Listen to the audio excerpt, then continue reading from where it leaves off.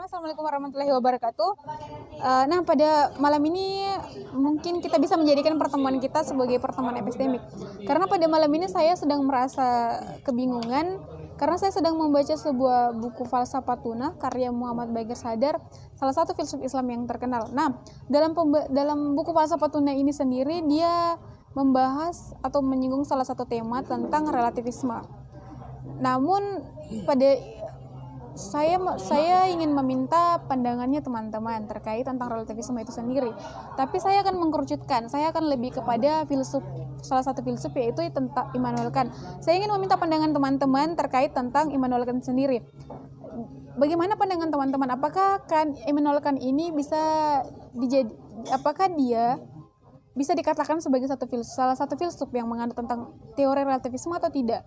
Nah, sebelum saya meminta pandangannya teman-teman agar nanti pandangannya teman-teman itu bisa lebih terkhususkan, saya ingin membaca sebuah catatan kecil saya bahwa menurut saya bahwa relativisme itu adalah suatu doktrin yang mempercayai relativitas objektif, tapi keberadaan tersebut bersifat relatif, tidak absolut. Nah, saya meminta pandangan teman-teman, bagaimana sih menolakkan ini, bagaimana pandangan menolakkan, bagaimana struktur pengetahuannya tentang relativisme itu sendiri. Jadi mungkin saya bisa meminta pandangan teman-teman dimulai dari tafsir. Jadi menurut pandangan saya, Immanuel Kant ini adalah seorang filsuf Jerman yang kelahirannya pada tahun 1724 dan wafat pada tahun 1804. Dia menyimpulkan tidak ada idea atau ide bawaan yang diperkenalkan oleh René Descartes. Baginya yang ada di dalam rasio hanyalah bentuk kategori-kategori. Sehingga untuk menjadi suatu pengetahuan, maka kategori-kategori tersebut harus disintetikan. Jadi mungkin tadi itu pandangan dari tafsir ya, di mana tafsir mengatakan bahwa Immanuel Kant itu dia menolak ide bawaan dari Descartes karena menurutnya bahwa Immanuel Kant itu punya ide tersendiri, dia punya diktum sendiri yang menurutnya bahwa dia terkenal dengan 12 kategori yang harus disintetiskan ke alam dengan tentang dan berkaitan dan ada juga analitik. Nah, mungkin ini pandangan kedua saya bisa meminta ke pandangan yang kedua itu dari Kak Agus. Mungkin Kak Agus bisa menjelaskan tentang bagaimana hubungan Kant ini dengan relativisme itu sendiri. Mungkin Kak Agus bisa memberikan pandangan kepada saya dan teman-teman yang lain yang ada di sini. Bismillahirrahmanirrahim. Kali ini saya melanjutkan dari teman-teman dengan antara sintesis yang diartikan bahwa dia menjustifikasi suatu ide gagasan Descartes, yaitu filsuf Prancis, dengan melalui sintesisnya mengatakan bahwa manusia dengan masalah pengetahuan itu dia mempunyai dua bentuk. Jadi kita akan melihat suatu teori epistemologi Kant yang mempunyai corak tiga bentuk, yaitu metafisika dengan sains alam dan matematika. Dengan matematika ini sebelum pengalaman indrawi, artinya dia bisa dikaitkan dengan 12 kategori tersebut. Nah, namun dengan sains alam ini dia yang sesuatu pengalaman indrawi yang artinya harus disintesiskan. Yang disintesiskan ini diantara primer dan sekunder yang tadi sudah dijelaskan. Maka dengan metafisikanya ini adalah yang terkait dengan analitiknya, bahwa mustahil pikiran ini memasuki realitas objektif ataupun sesuatu dalam sesuatu itu tersebut.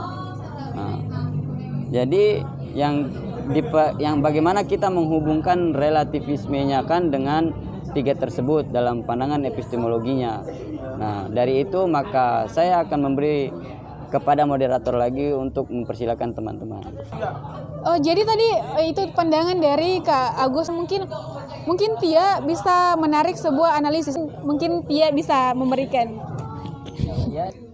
Sebagaimana yang diuraikan teman-teman, analisis yang dapat saya bangun dari putusan rasio secara analitik dan sintetis, sebagaimana analitik adalah satu putusan tanpa pemberian informasi yang hanya menyebabkan bentuk klarifikasi, dan sintesis adalah satu putusan yang memberikan pensifatan dari subjek. Kemudian dalam teori epistemologi Kant, ia membagi pengetahuannya menjadi tiga, sebagaimana yang telah Kak Agus sebutkan tadi ya. Maka pertanyaan yang timbul di pikiran saya ya adalah, jika analitik tidak memberi satu informasi pada kita, untuk apa dia disintetiskan? Ya, bisa dicatat. Kemudian jika dalam pembagian pengetahuan matematik, sains dan alam masuk dalam sintesis, tentu apa yang mau disintesiskan begitu dari matematik tersebut. Bukankah matematik sudah ada tanpa perlu informasi baru? Sebaliknya, jika metafisik pada akhirnya adalah upaya untuk nantinya disia-siakan, gagal dan tidak bermakna, lantas untuk apa dia dilibatkan dengan pengetahuan Kant? Bukankah Kant sendiri mengatakan bahwa analitik itu adalah dangding? Ya itu ya bahasa Inggris ya, soalnya saya tidak terlalu mengerti dengan bahasa Inggris. Itu bukan bahasa Inggris. Bahasa apa? Bahasa Jerman ya? Oh iya, soalnya saya orang Indonesia. Yang sesuatu pada dirinya lah, intinya seperti itu. Ya, ya. Yang merupakan realitas eksternal tanpa tambahan dari kita. Bukankah ini mirip dengan matematik yang ada dalam sintesis? Pertanyaannya, dari mana dia mengetahui hal itu? Jika ia belum masuki dan menambahkannya, itu pertanyaan saya. Terima kasih. Oke, jadi mungkin ini akan menjadi pembahasan atau malam yang panjang karena ada banyak sekali pertanyaan. Tadi seperti Tia, centil banget sih Tia cara menjelaskannya. Jadi Tia ini menganalisis bahwa dia memiliki 3 pertanyaan terkait tentang matematika itu sendiri, terkait dengan sains dan metafisika. Nah, metafisika dia menjelaskan bahwa metafisika ini seperti sesuatu yang dimana kita dianggap, kayak ini. Kita dianggap tapi kita ada, namun kita dianggap tidak bermakna sama sekali. Jadi mungkin saya bisa meminta pendapatnya teman-teman terkait tentang matematika itu sendiri, sains alam dan metafisika. Jadi mungkin yang lebih menarik di sini tentang metafisikanya ya, yang terkait dengan analitik itu sendiri.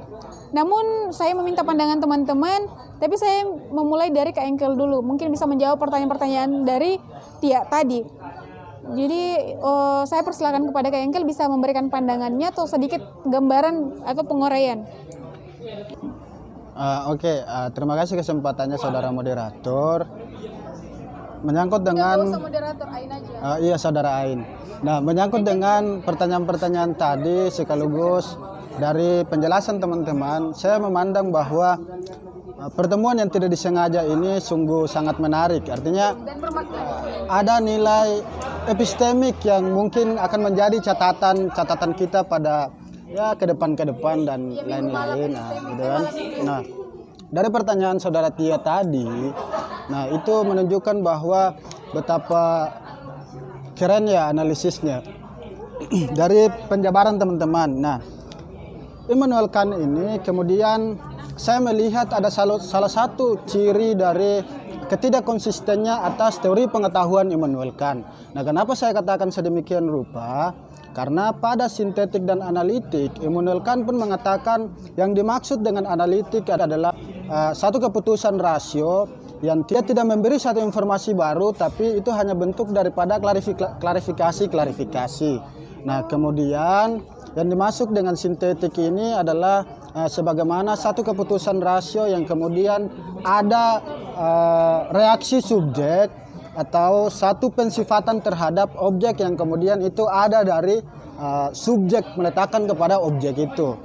Nah, lantas dari penjabaran persoalan teori pengetahuan Immanuel Kant kemudian membagi menjadi 3 pengetahuan. Pengetahuan matematik, sains alam, dan yang terakhir adalah pengetahuan metafisika. Nah, yang dimaksud dengan matematik ini adalah satu pengetahuan yang memang sudah ada, nah, tanpa melalui penginderaan dan lain-lain, pengalaman indera kan. Nah, dan yang kemudian yang dimaksud dengan pengetahuan sains alam ini adalah satu pengetahuan yang kemudian akan disintesiskan. Nah, dia butuh pengalaman indrawi untuk mengatakan itu sebagai satu pengetahuan. Dan sebaliknya adalah pengetahuan metafisika yang kata Immanuel Kant pengetahuan ini adalah salah satu upaya atau salah satu bentuk daripada upaya para filsuf yang kemudian akan berujung pada satu upaya yang gagal atau sia-sia yang kemudian tidak memiliki makna. Nah, maka saya menganggap dari pertanyaan saudara Tia tadi, jikalau memang misalnya metafisika itu adalah satu pengetahuan yang tidak bermakna, lantas untuk apa Immanuel Kant memasuki di dalam teori pengetahuan? Nah, atau das Ding an sich itu kan sesuatu pada dirinya yang kemudian bisa menjelaskan dirinya sendiri tanpa subjek menjelaskan. Nah, apakah memang sesuatu pada dirinya tidak diketahui oleh Immanuel Kant? Lantas dari mana Immanuel Kant mengetahui tentang itu? Nah, bagi saya teori pengetahuan Immanuel Kant ini kemudian dia tidak memiliki satu realitas objektif yang sifatnya absolut, tapi realitas objektif yang sifatnya relatif, subjektif, dan dia juga saya dapat mengambil sebuah hipotesa bahwa dia itu memiliki sisi pengetahuan yang dualitas. Nah, dengan demikian sebagaimana penguraian saudara tadi, saudari Ain, bahwa yang dimaksud dengan relativisme itu adalah suatu doktrin yang objektif, tapi keberadaan tersebut bersifat relatif atau tidak absolut. Nah, maka Immanuel Kant juga masuk dalam jargon relativisme. Nah, kira-kira itu dari saya, mungkin agak sedikit ini. Iya. Saya kembalikan kepada saudara yang punya malam ini. Jadi mungkin itu tadi penutup ya dari Kak Engkel sendiri. Dia mengatakan bahwa dia sudah membahas tentang tasawurnya, tentang analitik dan sintetiknya, dan dia juga sudah menjelaskan bahwa ternyata di dalam teori relativisme di dalam Kant itu sendiri dia ternyata menganut nilai pengetahuan relativisme itu sendiri karena dia memiliki realitas objektif dan memiliki keberadaan. Tapi nilainya relatif kan. Nah, seperti dari penjelasan saya di awal bahwa relativisme itu adalah suatu doktrin yang mempercayai realitas objektif, tapi keberadaan tersebut bersifat relatif dan tidak absolut. Nah, ternyata relativisme ini terdapat dalam struktur pengetahuan Immanuel Kant itu sendiri. Nah, mungkin sebelum saya menutup, saya bisa membuat kesimpulan. Jadi, saya tadi membuat gambaran tentang struktur Immanuel Kant itu sendiri. Nah, mana ya? Jadi, struktur Immanuel Kant sendiri itu dia pertama Kant ini rasio, terus empiris. Nah, namun di rasio dan empirisnya ini ada terbagi menjadi dua, di mana ada analisis dan ada sintetik. Kemudian di dalam analitik ini ada sebuah diktum yang terkenal yang dimana dia menyebutnya dengan das Ding an sich, sesuatu yang ada pada dirinya. Kemudian di dalam sintetik ini ada pembagian lagi. Yang pertama itu adalah primer, yang kedua adalah sekunder, di mana primer ini terkait tentang sesuatu yang sebelum diindrawi dan sekunder ini sesudah diindrai. Nah, ini tadi sudah dijelaskan oleh Kak Agus ya. Kak Agus sudah memberikan pandangannya tentang sintetik ini. Sedangkan dan analitik. Nah, kemudian Kak Agus juga tadi menyinggung tentang teori epistemologinya, di mana dalam teori epistemologi yang terkait tentang primer dan sekunder itu sendiri, di dalamnya itu ada metafisika, ada matematika, dan ada sains itu sendiri. Nah, tadi Tia juga sudah memberikan analisis terkait tentang Immanuel Kant itu sendiri dan berupa pertanyaan-pertanyaan. Tadi Tafsir juga sudah memberikan lebih kepada tasawur Immanuel Kant dan background Immanuel Kant ya, dia lahir dari tahun berapa dan wafatnya tahun berapa. Tadi Kak Agus juga menyinggung dari Immanuel Kant ini adalah sebuah filsuf yang berasal dari mana. Mungkin cukup dari saya bisa membuat kesimpulan, dan mungkin ini bisa menjadi sebuah informasi buat saya dan menjadi perenungan lagi buat saya bahwa ternyata Immanuel Kant itu adalah salah satu filsuf yang juga memiliki nilai relativisme.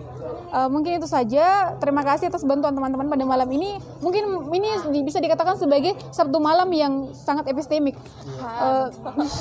Siap. Sumpah. Mantap. Mungkin kita bisa bertemu pada kesempatan lain dan membahas tentang sesuatu yang lain lagi. Kurang lebihnya mohon dimaafkan. Saya akhiri dengan ucapan wabillahi taufiq wal hidayah. Wassalamualaikum warahmatullahi wabarakatuh.